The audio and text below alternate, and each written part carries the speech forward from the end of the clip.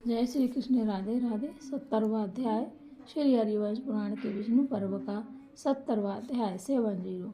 श्री कृष्ण के द्वारा गदा प्रहार की धमकी की सुनकर कुपित हुए इंद्र का नारद जी से अनेक बर्ताव की कटु आलोचना करना और युद्ध किए बिना पारिजात वृक्ष को न देने का निश्चय करना। वैशंपायन जी कहते हैं, गुरुनंदन देवराज इंद्र की बात सुनकर धर्मज्ञों में श्रेष्ठ तथा बातचीत करने की कला जानने वाले धर्मात्मा नारद जी ने यह बात कही। महाबाहु बलसूदन, मेरे मन में तुम्हारे प्रति बहुत आदर है, इसलिए मैं तुम्हारे हित की बात अवश्य बताना चाहिए। मुझे तुम्हारे हित की बात अवश्य बतानी चाहिए। मैं तुम्हारे इस विचार को जानता था, क्योंकि तुमने पहले यहाँ महादेव जी के मांगने पर भी यह पारिजात वृक्ष उन्हें नहीं दिया था, इसलिए मैंने तुम्हारी ओर से श्री कृष्ण को सब कुछ बताया था। तुमने पारिजात न देने के विषय में जो कारण बताए उन्हें भी मैंने संक्षेप में उनको दर्शाया था, परंतु भगवान श्री कृष्ण ने उन्हें न स्वीकार किया। यह मैं तुमसे सच्ची बात बता रहा हूँ। मेरी बात का उत्तर देते हुए कमल नयन श्री कृष्ण कहने लगे, मैं उपेंद्र इंद्र का छोटा भाई हूँ, अतः महेंद्र को सदा ही मेरा लाड़ प्यार करना चाहिए। वृत्रासुर विनाशक देव में मैंने बारंबार उन्हें कारण दिखाए, परंतु उनका विचार नहीं बदला। इंद्र मेरी बात के अंत में पुरुष श्रेष्ठ भगवान मधुसूदन ने कुछ रुष्ट होकर उत्तर देते हुए कहा, मुने आपका कल्याण हो। यदि समस्त देवता, गंधर्व, राक्षस, असुर, यक्ष और नाग भी उद्धत होकर आ जाएं तो वे मेरी प्रतिज्ञा को नष्ट करने में समर्थ नहीं हो सकते। यदि आपके याचना करने पर अमरेश्वर इंद्र पारिजात नहीं देंगे तो मैं उनके उस स्थल पर जहाँ कानुलेपन सची के आलिंगन से मिट गया है, अपनी गदा का प्रहार करूँगा। मैं तुम्हारे भाई का उपेंद्र का यही अंतिम निश्चय है। अब यहाँ तुम जो न्यायोचित कार्य समझो उसका विचार करके वही करो। देवेश्वर, मैं तुम्हें तत्व और हित की बात बताता हूँ, सुनो। मुझे पारिजात का द्वारका में ले जाना ही ठीक जचता है। नरेश्वर, जब नारद जी ने इस प्रकार सुस्पष्ट बात कह दी तब बलासुर का विनाश करने वाले सहस्त्र नेत्रधारी इंद्र रोष के आवेश में आकर बोले,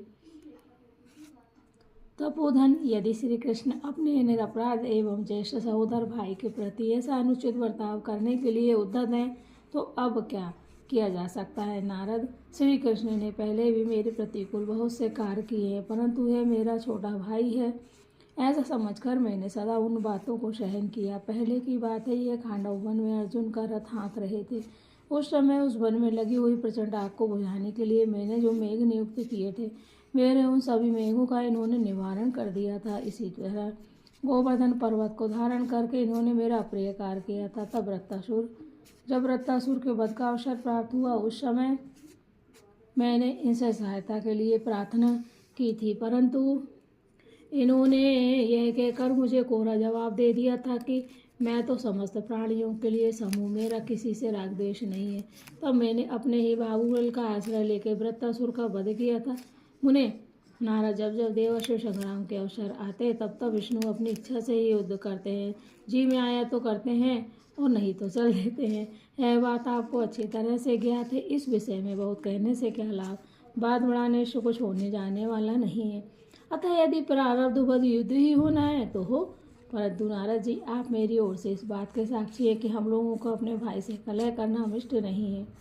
यदि केशव मेरी छाती में गदा मारने को ही उद्धत है तो पुलुम कुमारी सची का नाम उल्लेख करके ऐसी बात कहने में यहाँ कौन सा लाभ दिखाई देता है। मेरे बुद्धिमान पिता भगवान कश्यप मेरी माता अदिति के साथ क्षीर सागर में जलवास करने के लिए गए थे। वे दोनों मेरे प्रति ऐसी बात कह सकते हैं क्योंकि माता पिता को यह अधिकार के पुत्र को राय पर लाने के लिए उसे ताड़ना न दे, परंतु मेरे भाई श्री कृष्ण अजितात्मा हैं और अपने मन पर काबू नहीं पा सके हैं। साथ ही रजोगुण तमोगुण से घिरे हुए हैं। अतः कामवश एक स्त्री के कहने माँ से मुझ अपने गुरुजन के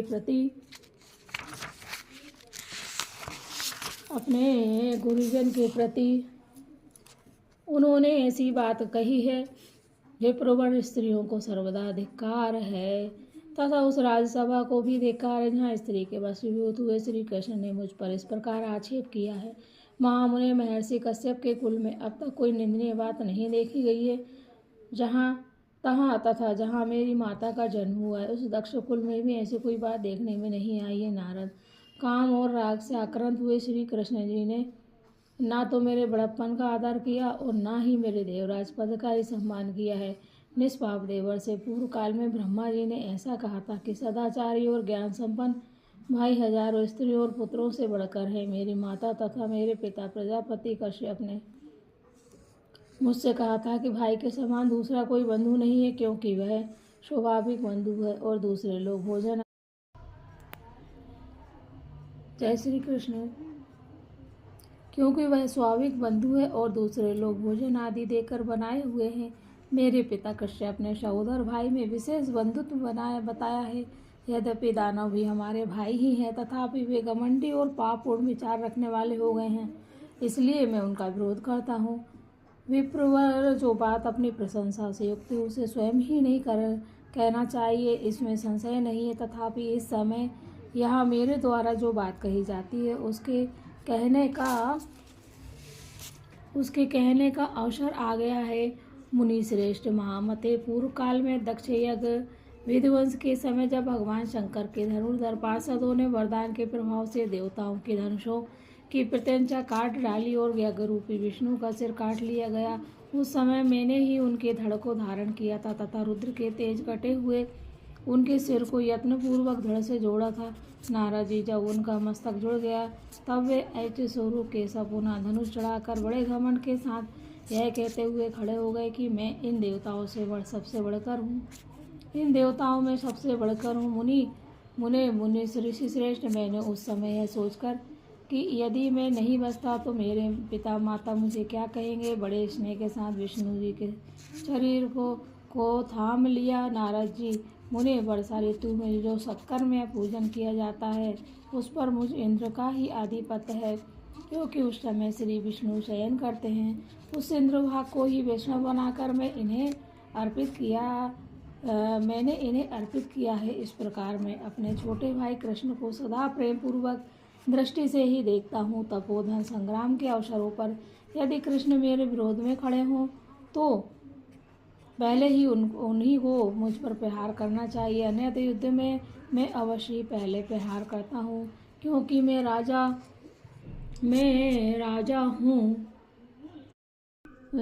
राजा हूँ पाप रहित धर्मज्ञ।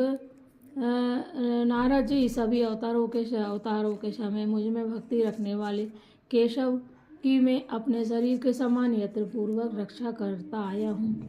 मुनि, विष्णु जी ने मेरे इस भुवन शौलोक की मर्यादा भंग करके सब लोक में ऊपर अपने भुवन वैकुंठ धाम को प्रतिष्ठित किया और उसे अन्य लोगों से बढ़कर महत्व दिया। मुने, यह अपमान मैंने पीछे कर दिया है, भुला दिया। बड़े भाई का जो गौरव है उस पर ध्यान देकर मैंने सदा यह सोचा कि वह यह बालक है, अतः मेरे द्वारा प्यार पाने के योग है। नारद जी, श्री कृष्ण के विषय में मेरा सदा यही भाव रहा है कि वह बालक है, मेरा छोटा भाई है, अतः मेरे द्वारा पुत्र के समान लाड़ लड़ाने के योग है। किंतु उनके विषय में मेरे माता पिता ने भी अपना यही विचार व्यक्त किया कि गोविंद मानी वहाँ मनुष्य लोक के लोगों को श्री कृष्ण विशेष प्रिय और हम लोगों को उनके द्वेष के पात्र हो गए हैं